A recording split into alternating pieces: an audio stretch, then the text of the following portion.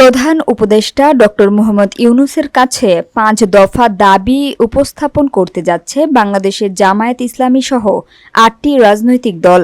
বৃহস্পতিবার রাজধানীর পল্টন মোড়ে সংক্ষিপ্ত সমাবেশ শেষে নেতারা যমুনা ভবনে গিয়ে স্মারকলিপি প্রদান করবেন। সেই লক্ষ্যে পল্টন মোড়ে প্রস্তুতি নিচ্ছে দলগুলো।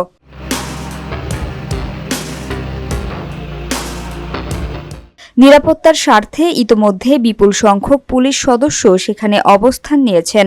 ৫ দফা দাবির মধ্যে রয়েছে জুলাই জাতীয় সনদ বাস্তবায়নের আদেশ জারি, নভেম্বরে গণভোট, অন্তর্বর্তী সরকারের মেয়াদে রাজনৈতিক হয়রানি ও গ্রেপ্তার বন্ধ, নির্বাচনে সব দলের সমান সুযোগ, ধর্মীয় স্বাধীনতা ও রাজনৈতিক সংগঠনের কার্যক্রমে বাধাহীনতা নিশ্চিত করা।